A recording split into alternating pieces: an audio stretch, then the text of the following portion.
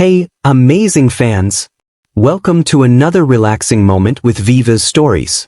Before we dive into the drama, don't forget to subscribe, smash that like button, and share your thoughts in the comments. Your support means the world to us. Now, grab a seat, sit back, relax, and let's journey into the story together. The city of Abuja stretched beneath the airplane's window like a restless animal, moving, humming, breathing in silent rhythms. Amaka pressed her forehead lightly against the cold glass, hiding the smile threatening to break across her lips. Today wasn't just any other day. It was the day. She was finally living the life she prayed for through fasting, vigils, and the secret prayers whispered in the dark when Derin was asleep beside her. Promotion. Not just any promotion, regional director. At 32. Ma'am, would you like something to drink? The flight attendant's cheerful voice snapped her out of her thoughts. Amaka blinked. Just water please. Thank you. As the attendant handed her the cold bottle, Amaka's mind drifted again to the last conversation with her boss, Mr. Alabi. You deserve this, Amaka. Honestly, nobody has worked harder, he had said, pushing the file toward her. Head of West Africa region. Effective next quarter. Her heart had almost burst through her ribs. But the real reason she couldn't stop smiling wasn't even the job. It was the thought of how Derin would react. Finally, all his whispered doubts about her job mattering less than his business, all those half-jokes about her being too focused on chasing salary like small girls, they would disappear. They would celebrate. Maybe even travel somewhere. Ghana, Dubai, Santorini, babe, she imagined him saying, pulling her closer, whispering against her ear like the early days of their marriage. A soft vibration from her phone broke the daydream. Text from Nkem. Babe, when are you landing? Call me oh. Celebration tints woman dancing. Amaka smiled wider. Her gossip partner. Her literal sister in everything but blood. Even when she was struggling at NYSC camp and Derin was just a friend, it was Nkem who practically shoved her into Derin's path. Girl, that man's eyes haven't left you since you entered orientation parade, she had teased. And she was right. Derin had pursued her like his life depended on it. 4 years of dating. 2 years of marriage. 3 miscarriages later, and he was still here, still calling her baby girl. Now, everything was finally falling into place. Welcome to Nnamdi Azikiwe International Airport, the pilot announced. The soft bounce of the plane landing brought a flutter of nerves to Amaka's stomach. One more surprise. Derin didn't know she was arriving a day early. Originally, she was supposed to return tomorrow after the final promotion meeting. But after signing the documents, she booked the earliest possible flight back. Why waste time? She thought. He deserved this surprise. For all his support. She typed a reply to Nkem as she walked through arrivals. Just landed, babe. Going to surprise Derin first. We'll gist you later.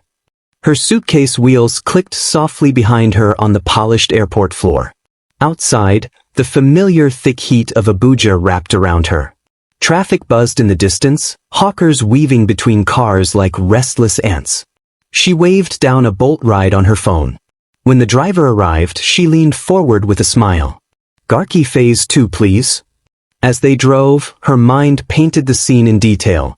Derin on the couch, probably scrolling through TikTok or watching some YouTube business podcast, glasses slightly tilted on his nose, remote control in hand. She would drop her bag at the door, cover his eyes from behind, and whisper, "Guess who?" His smile would light up the whole room. They would pop wine. Nkem would probably rush over too, screeching about girls' trips and soft life. The thought made her laugh softly to herself. Madam, not something funny? The Bolt driver asked, glancing at her in the mirror. Very funny, she grinned. Good news funny. The ride continued in silence, except for the occasional honk and the distant jingle of an ad on radio about an upcoming politician's rally. 20 minutes later, the security post of their estate loomed ahead. The uniformed man recognized her immediately, waving enthusiastically. Madam, welcome. Ogade House. Perfect. The SUV rolled to a stop outside their duplex. Her eyes narrowed slightly when she noticed the second car parked in the driveway. Nkem's car. Amaka's heart flipped, but not out of suspicion, excitement. Nkem must be here already. Maybe Derin called her to help plan a surprise for me. It was exactly the kind of extra thing Nkem would do. Always loud, always dramatic. This is it, Amaka muttered to herself, stepping out of the vehicle. Breathe. She took her roller suitcase up the familiar paved path to the door. Just before she knocked, she tried her key first, smiling like a schoolgirl playing a prank. It jammed slightly. Frowning, she twisted harder. The key worked halfway, but it felt wrong. Like the lock had been changed recently. Why would Derin change the lock? Maybe a mistake by the security company? Or maybe it was a surprise party setup. Maybe even. She paused. Inside the living room, faint laughter floated through the door. Two voices. One unmistakably Derin's. The other. Her breath caught. It couldn't be. It sounded just like. Amaka shook her head. Her heartbeat climbed into her throat. She knocked, softly at first. No response. More laughter. A female voice. Stop, Jor. You're bad. That was Nkem's voice. Don't overthink, Amaka whispered to herself. Maybe they're planning something for me. But then why the laughter? Why Nkem's voice sounding playful, familiar? A cold dread crawled up the back of her neck. The smile that had carried her from the plane to this doorstep began to fade, piece by piece, like ash dissolving in rain. She reached into her purse for the old spare key, the one she hadn't used in months. Hands trembling slightly, she inserted it slowly into the lock. It worked. Her heart dropped. Inside, the voices were clearer now, punctuated by occasional giggles, soft teasing. She pushed the door open just a crack. The living room spread before her in clear view. The first thing that hit her wasn't what she saw, but what she smelled. Her favorite perfume. Tom Ford Jasmine Rouge. Expensive. The one Nkem always joked about borrowing. Someone was wearing it now. Amaka stepped fully into the doorway, her mind screaming at her to either run away or call out, but her body frozen between fight and flight. And then she saw them. Derin sat on the sofa, shirt unbuttoned halfway, one arm lazily stretched over the shoulder of, wearing one of Amaka's robes. Their legs tangled like vines on that couch she had paid for with her first salary after their wedding. Nkem's hand brushed across Derin's chest as she whispered something into his ear, making him laugh, throwing his head back like a silly schoolboy in love. Amaka's whole world shifted sideways in that second. This was not a surprise party. This was not a joke. This was not a dream. It was a trap. And she was standing in the center of it like the fool who brought cake to her own funeral. Tears burned her eyes, but pride wouldn't let them fall, not yet. Then Nkem said the words that shattered the last thread of hope she had. You know you've always been better than Amaka. She's too stiff. You deserve better. Derin didn't correct her. Didn't say, don't talk about my wife like that. Instead, he laughed. A full warm laugh. Amaka stumbled backward like someone hit her chest with an iron fist. The roller suitcase tipped sideways onto the floor, its echo louder than thunder in the quiet betrayal unfolding before her. Neither of them noticed her. Or maybe they did, and didn't care. Amaka turned, leaving the door open, dragging her suitcase behind her. Her fingers clenched into fists, her knuckles whitening with each second. The adrenaline was mixing with heartbreak, forming a cocktail of pain so potent she felt nauseous. Madam, the estate security man called as she staggered past him, noticing her pale face. Everything day okay? She couldn't answer. Everything was not okay. Nothing would ever be okay again. As her Bolt driver pulled up quickly, concern on his face at her sudden reappearance, Amaka slid into the back seat, slamming the door. Where to? The man asked carefully. Her voice came out cracked, foreign to her own ears. Jobby. My sister's place. The driver nodded, confused but respectful. As the car pulled away from the house that no longer felt like home, Amaka's phone vibrated again. Another message from Nkem, sent earlier but not yet seen. Girl, can't wait for you to get back. I miss you already. The audacity. Amaka finally let one tear slide down her cheek as the lights of Abuja blurred outside the window.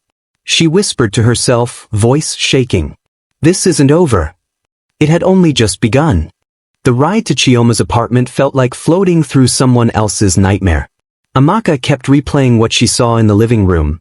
Derin's lazy arm over Nkem's shoulder, that expensive robe, the laughter, the perfume that used to be hers alone. Everything suddenly felt borrowed. The Bolt driver's occasional glances at her in the rearview mirror annoyed her, but she didn't have the strength to snap. By the time they reached Chioma's two-bedroom flat in Jabi, the sun had dipped low, the evening sky smeared with orange streaks like blood diluted with water. Chioma opened the door within seconds, her brows furrowed in confusion. "Auntie? What happened? Why didn't you call before coming?" Amaka didn't speak. She simply dropped the handle of her suitcase and walked inside. Her knees gave out halfway into the living room. Chioma caught her, panic flooding her usually fierce face. "Talk to me. What happened?" Then Amaka whispered the words she never thought would escape her lips. "It's Derin and Nkem. I saw them." Chioma's expression froze, then hardened into something sharp and deadly. "Nkem? You're Nkem?" "Our Nkem," Amaka corrected bitterly. "My best friend. My sister." Chioma let out a slow, deliberate breath. Her jaw flexed as she guided Amaka to sit on the edge of her small sofa. "I go kill person," she muttered. But Amaka only shook her head. "No. Not yet." Something deeper had broken inside her. She could cry later. Right now, she needed to know how far the betrayal went. And she would find out. That night, sleep was impossible. Chioma tried to force Amaka to eat, but she couldn't taste the food. Her ears still echoed with that laughter. "You've always been better than Amaka." Chioma's phone buzzed at intervals with messages from friends, but Amaka didn't bother to check hers. She sat stiff, cold, like a sculpture abandoned in a museum. Finally, with shaking fingers, she unlocked her phone and scrolled through her saved files. Something in her gut told her to check the CCTV app connected to the security cameras she installed in the living room a year ago. She rarely checked it. Why would she? She trusted Derin. Trusted Nkem. But tonight was different.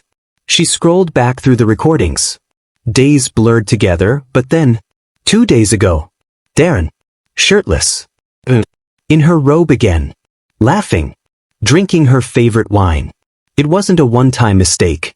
It was a relationship. And that was when she realized something worse than the betrayal. They didn't even bother to hide it. Amaka looked at Chioma, fire finally flaring behind her tear-filled eyes. "I'm going to burn them both." Amaka didn't confront them immediately. No, that would have been too easy. Too satisfying in the wrong way.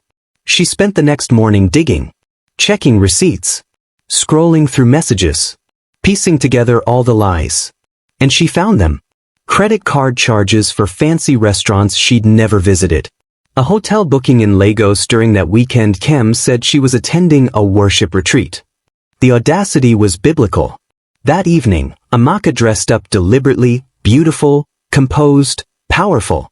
She called Derin from a new number. "Hello." His voice sounded cautious. "Meet me at Bongo's by 7 p.m. Come with Nkem. I have something big to tell both of you." The silence that followed was delicious. I don't think. "I'll see you both at 7, she cut him off.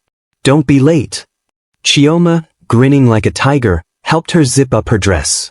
"Na movie we day shoot be this." At 7 sharp, they walked in. Derin and Nkem sat awkwardly at the corner, guilt wrapped around them like cheap perfume.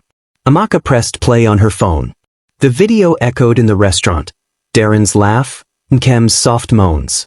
Heads turned. Cutlery dropped. It wasn't just betrayal anymore. It was public history. The fallout was immediate. Nkem's mouth flapped open, then shut again like a fish gasping for water. Derin tried to reach for Amaka's hand across the table, but she recoiled like he was diseased. "Amaka! Shut up!" The entire restaurant pretended not to watch, but you could cut the tension with a bread knife. "What is this, a setup?" Nkem finally hissed, eyes darting around. "You don't know what you're doing."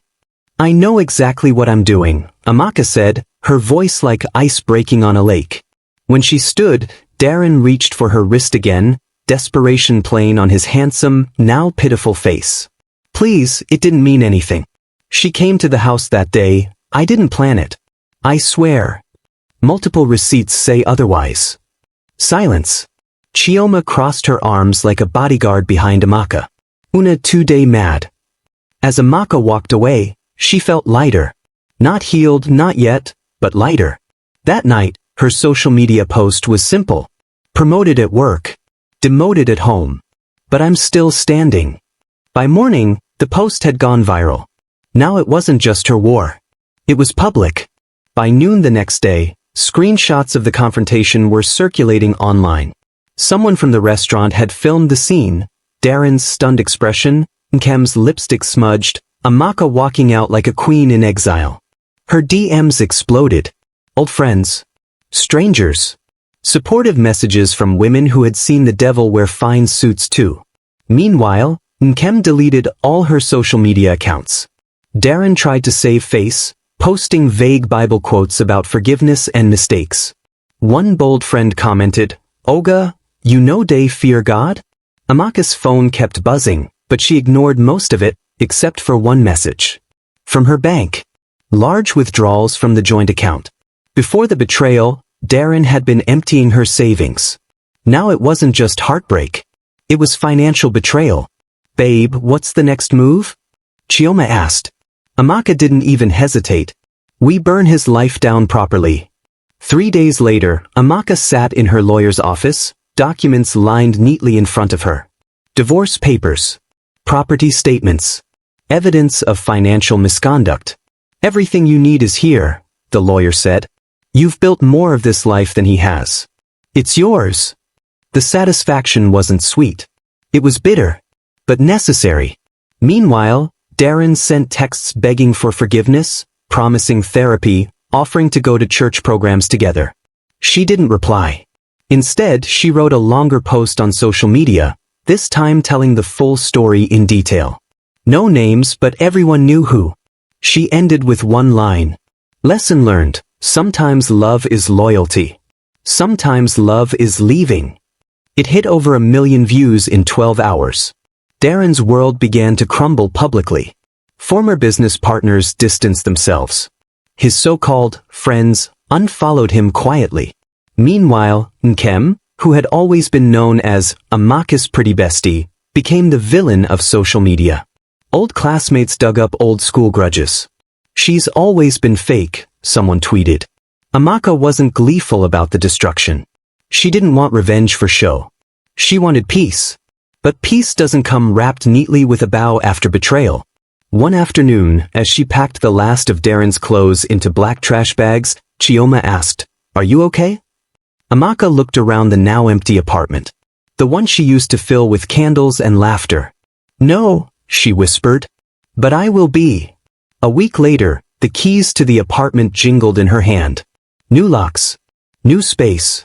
She signed the final papers on the property, officially removing Derin's name from the documents. The house was hers now. When the movers asked where to place Derin's bags, Chioma answered before Amaka could speak. "Outside."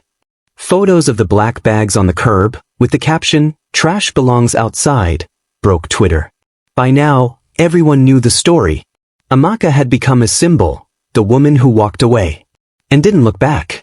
Months later, Amaka stood before the mirror of her new office. Her own company now. Not just a director, no man. No betrayal.